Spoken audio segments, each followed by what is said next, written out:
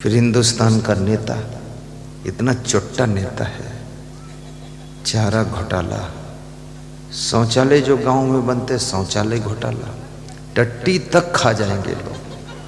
इतने बेशरम लोग हैं कि मनुष्य इतना बुद्धिमान प्राणी होते हुए भी ये गंदी गंदी आदतों में कैसे फंस जाता है। इतनी गंदी तम्बाकू है उसको खाने लग जाता है, इतनी गंदी गालियां भी देने लग जाता है, और कितनी गंदी बीड़ी सिगरेट पीता है, कितनी गंदी मछली खाता है। इतना बुद्धिमान है लेकिन इतनी गंदगी को कैसे स्वीकार करता है।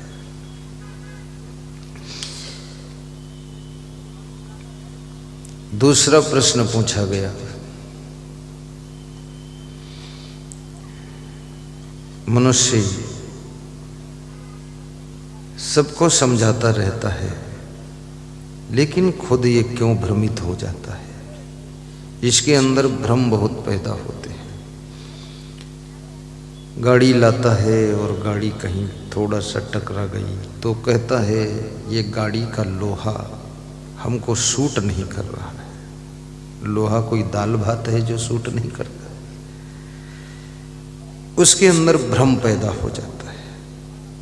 कभी रात में उसको भूत प्रेत दिखाई देते हैं, कभी चुड़ैल दिखाई देती है, कभी ऐसा लगता है कि हमारे घर में आग लगी हुई है। रात में आग लगने के सपने दिख रहे हैं। कभी उसको दिखता है कि कौवा हमारी थप्पड़ मार कर चला गया है, अब किसी की मृत्यु हो जाएगी। ये भ्रांतियां हैं। कभी कोई छींक देता है तो भी ये मनुष्य डर जाता है कि अब काम बिगड़ जाएगा क्योंकि इसने छींक दिया है। कभी कोई एक आंख वाला मिल जाए तो फिर तुरंत भ्रम हो जाता है कि आज तो काम बनेगा ही नहीं। और कभी ये मनुष्य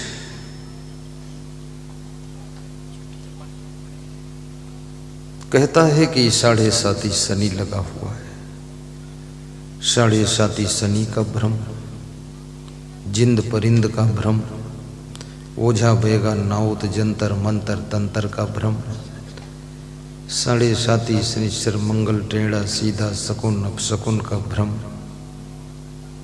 नाना प्रकार के भ्रम से प्रभावित होकर के ये मनुष्य दुखी भी होता है और पूरे घर को दुखी करता है। कितनी स्त्रियों के ऊपर कोई बाहर की हवा जाती है, वो उनको उठाकर पटक देती है, वो गिर पड़ती है, लुढ़कने पुढ़कने लग जाती है। बाकी घर की स्त्रियां सोच में पड़ जाती है क्या हो रहा है, किसी चुड़ैल ने पटक दिया है, ये लुढ़क रही है। और फिर सोचती है मेरे को कब पटकेगी, मैं भी लुढ़कूं तो अच्छा है। वो इंतजार में रहती है कि मुझे भी पटक, मैं भी लुढ़कूं, घर वालों को बेवकूफ बनाऊं।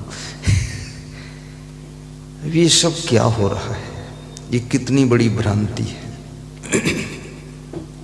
कितने अभी खरगोन में मेरा सत्संग था। आरती जब प्रारंभ हुई तो एक स्त्री को क्या हो गया मुझे भी पता नहीं, तो ऐसे हाथ करके ऐसे ऐसे हिला रही थी, फिर दोनों हाथ करके हिला रही थी। थोड़ा थोड़ा पूरा शरीर उसका कूद रहा था। तो मैं सोच रहा था इसको कौन बला आ गई है।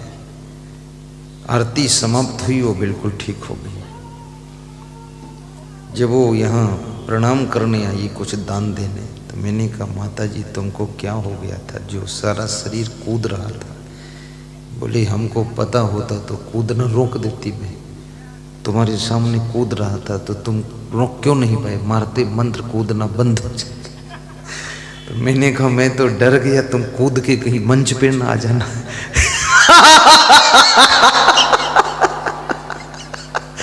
हाँ, कई स्त्री ऐसा उसका दिमाग पता नहीं क्या हो जाता है, गुरु जी को भी पकड़ ले, लिपट जाए, गिरा दे। ये सब कौन बला है?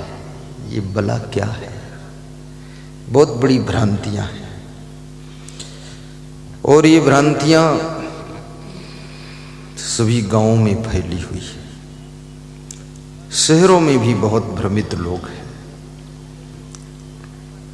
दुकान खोला है, दुकान नहीं चल रही है, तुरंत भ्रम हो गया कि मेरी दुकान को किसी ने कोई तांत्रिक से बांध दिया है, दुकान बंध गई, दुकान बंधी हुई। आहा, अब दुकान बांध दिया किसी ने, मकान बांध दिया किसी ने। ये सब भ्रम क्यों पैदा होते हैं? किसी के घर में पत्नी बीमार, पति बीमार, सास ससुर बीमार, बेटा बीमार, बेटी बीमार, तो भ्रम हो गया कि हमारे घर में किसी ने कुछ जरूर कर धर दिया है। लोग जलते रहते हैं, पड़ोसी लोग कुछ कर दिए होंगे। अब ये सारी भ्रांतियां फैली हुई है, इन भ्रांतियों से बचो। मैं निवेदन करूंगा, ये भ्रांतियों में कैसे तुम प्रभावित हो जाते हो।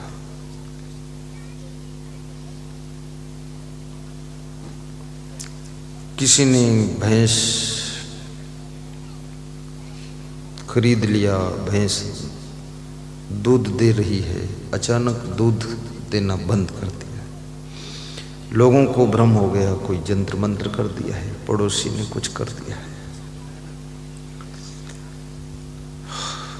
कबीर साहब कहते हैं, भरम बढ़ा त्रिलोक में, भरम बढ़ा सब ठाव, कहें कबीर कस बाची हो, तुम बसो भरम के गांव।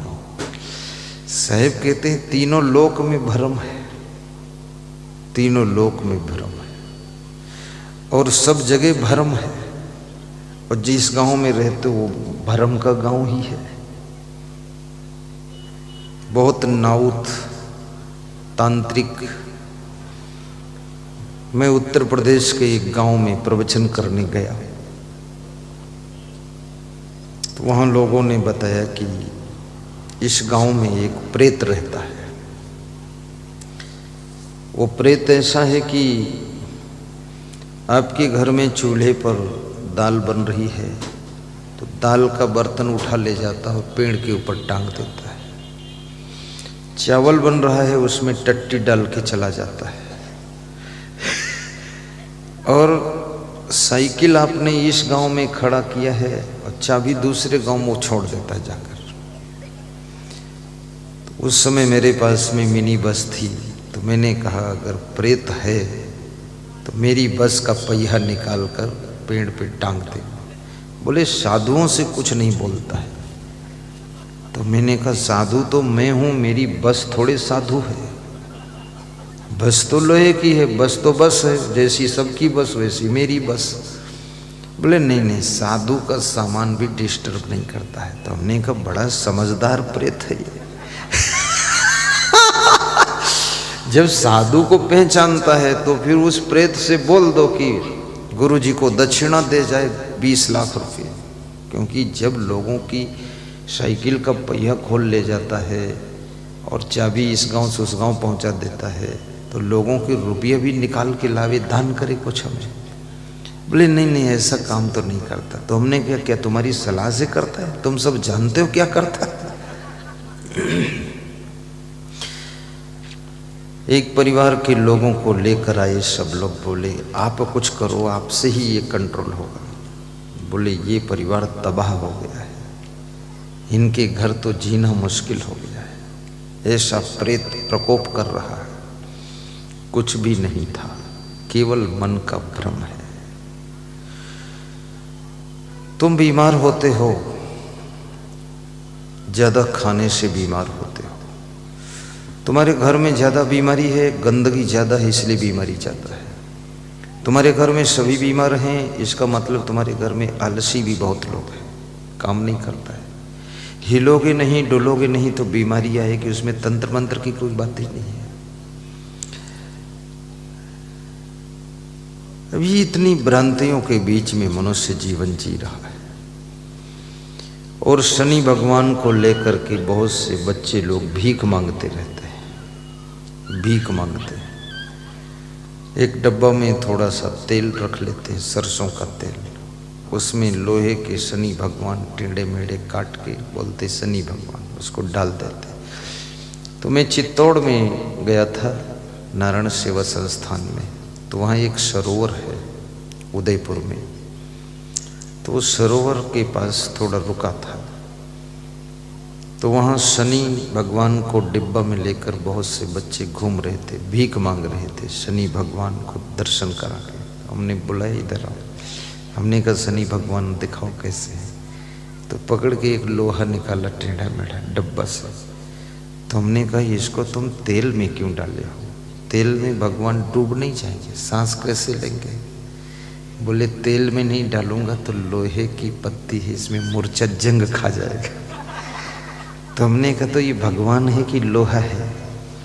बोले आपके लिए लोहा है, पर मेरा धंधा इसी से चलता, तो मेरे लिए भगवान है। तो हमने कहा तो दान कहाँ लेते हो। बोले इसी डिब्बा में लोग रुपया छोड़ देते हैं। तो हमने कहा तुम्हारी बुद्धि कम है, छोटा सा दान डिब्बा अलग रखो, इसमें कोई छोड़ेगा तो 1 रुपये का सिक्का, 5 रुपये का सिक्का, 10 रुपये का सिक्का डालेगा, क्योंकि कागज का नोट तो तेल में डाला नहीं जा सकता। तो डब्बा अलग रख, तो उसमें 100 का नोट भी दे देंगे लोग। बोले इतना ज्ञान किसी ने दिया। तो हमने कहा शनि भगवान तुझे ज्ञान नहीं दिए। बोले शनि भगवान नहीं दिए। हंस रहा था वो छोटा लड़का। और इस देश के अंदर इतने भिखमंगे लोग हैं। ये देश गौरवपूर्ण देश नहीं है। गर्व से तुम नहीं कह सकते हो जा करके कि मैं हिंदुस्तान का हूँ।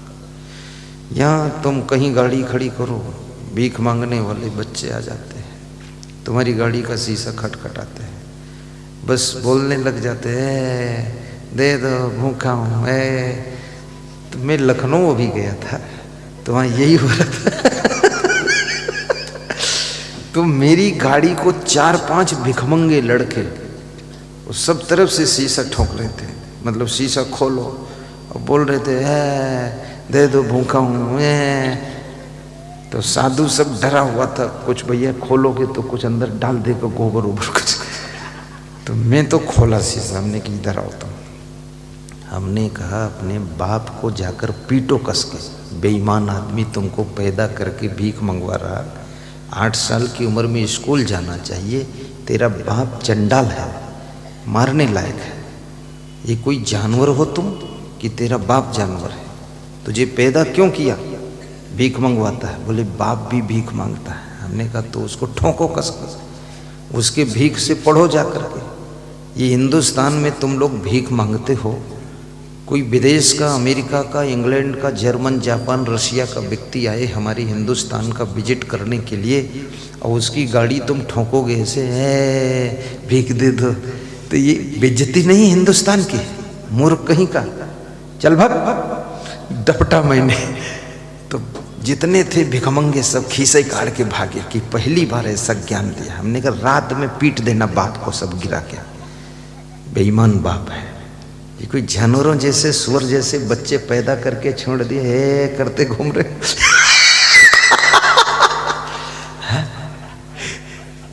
शिक्षा का उम्र है, ये भिक्षा मांग रहे हैं।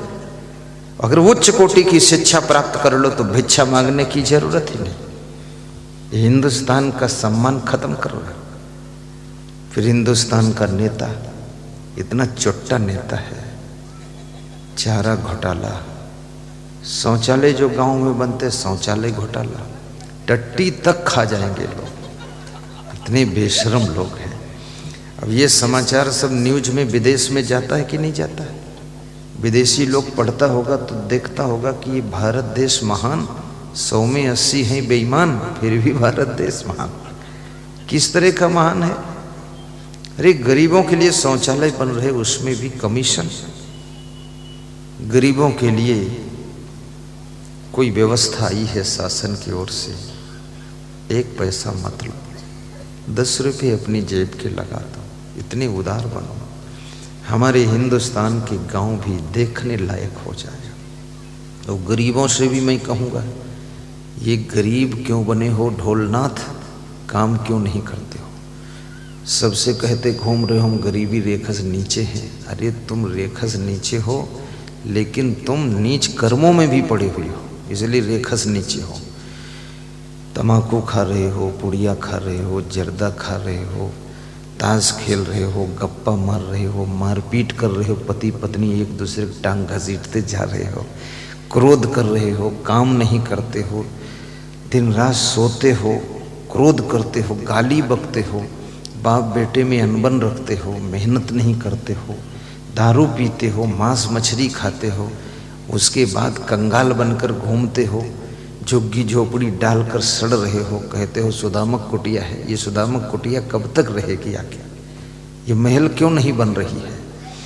और फिर उसी सरकार को वोट देते हो जो तुमको टुकड़ा बांट दे, जो आधा किलो गेहूं दे दे उसको वोट दे देते। ये भिखमंगा हिंदुस्तानी देश ये आधा किलो गेहूं के लिए वोट देता है। यहाँ वोट आप समझो कि कोई तुम्हारी बुद्धिमानी से मिल जाएगी। बहुत बुद्धिमान व्यक्ति का चुनाव जीतने मुश्किल है, इसमें बहुत हुल्लड़बाजी चल रही है। जो तुम्हारे शादी में आ जाएगा उसको वोट दे दोगे, मुंडन कराने आ जाए खड़ा रहे वहाँ तुम्हारे खोपड़ी के बाल घोंटे, तुम कह दोगे इसको वोट जरूर दूंगा, हमारे कार्यक्रम में आया था, तुम वोट उसको दे दोगे। ये लफंगों को वोट। आप आपन तेज समारो, आप गरीबी तो कितना दूर भागेगी। मेहनत कीजिए, मांस मछली अंडा नशा शराब जुआ सिगरेट जर्दा खाना बंद कीजिए, पति पत्नी प्रेम से रहिए, भाई भाई सलाह से काम कीजिए, क्रोध मत कीजिए। क्रोध से लक्ष्मी दूर हो जाती, दरिद्र आता है। जितना ज़्यादा गुस्सा करोगे उतना ज़्यादा दरिद्री होते चले जाओगे। आलसी के घर दरिद्र आता है, आलसी बनकर बैठे हैं, बस एक पेंट खरीद लिया, फटी पेंट नहीं फटी है तो हंसिया से फाड़ लिया है और कहते हैं लेटेस्ट फैशन है, फाड़े पेंट घूम रहे हैं और बता रहे फैशन है। घर में बैठने की जगह नहीं है और पेंट इतनी टाइट है कि इसमें हवा घुस सकती नहीं है।